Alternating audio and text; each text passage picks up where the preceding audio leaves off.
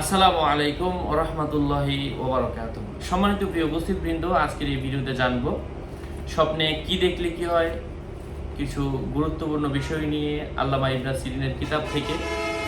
হতে পারে আপনি যেই স্বপ্নটা দেখেছেন, যার ব্যাখ্যা খুঁজছিলেন, হয়তো এই ভিডিওর মাধ্যমে পেয়েও যেতে পারেন।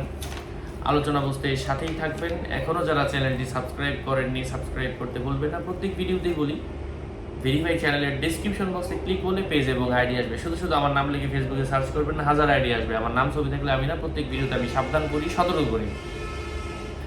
যাই হোক, সম্মানিত প্রিয় ভাই ও বন্ধুরা, আমি মূল আলোচনা শুরু করছি। স্বপ্নে কোনো মানুষ যদি দেখে সে নিজে কোথাও ঘুরতে গিয়েছে, সফর করতে গিয়েছে, তার জায়গা পরিবর্তন করেছে, এর অর্থ হচ্ছে স্বপ্নদ্রষ্টা নিজে সম্মানিত হওয়ার সম্ভাবনা।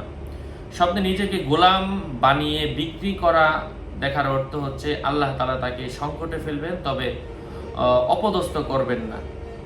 কেউ যদি স্বপ্নে দেখে স্বপ্নে কেউ নিজেকে বিষযুক্ত দেখলে সে যে কোনো বিষয়ের প্রতি আগ্রহী হবে এবং তা আঁকড়ে ধরে রাখবেন। স্বপ্নে মসজিদের মিনার ভেঙে পড়ে যেতে দেখার অর্থ হচ্ছে মসজিদের এলাকার মধ্যে, মসজিদের মহল্লার মধ্যে বিভিন্ন ধরনের বিশৃঙ্খলার সৃষ্টি হবে।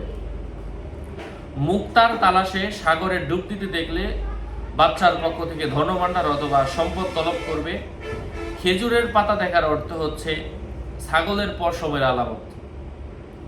কাঠ পোকা নিজের শরীরে দেখার অর্থ হচ্ছে সে নিজে খুবই অসুস্থ হবে।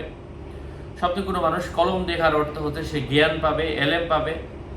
যদি স্বপ্নে দেখে সে তার কাপড় খাচ্ছে, তাহলে তার সম্পদ নিঃশেষ করে ফেলবে। স্বপ্নে কোনো চাকায় আরোহণ করতে দেখলে সে অনারবের বাদশা হবে এবং মান মর্যাদা ও গৌরব অর্জন করবে।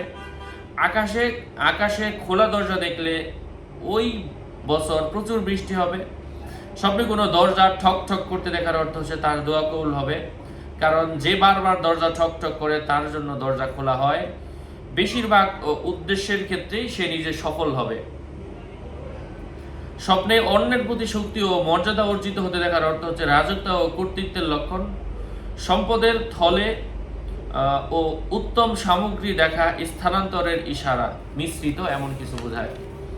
আশা করছি উপকৃত হয়েছেন। আরও আপডেট পেতে সাথেই থাকবেন। সকলের মঙ্গল, সুস্বাস্থ্য, দীর্ঘায়ু কামনা করে এখানেই শেষ করছি। দেখা হবে অন্য কোনো ভিডিওতে। আগামী ভিডিও আসার আগ পর্যন্ত সবাই সুস্থ থাকবেন, ভালো থাকবেন। আসসালামু আলাইকুম ওয়া রাহমাতুল্লাহি ওয়া বারাকাতুহু।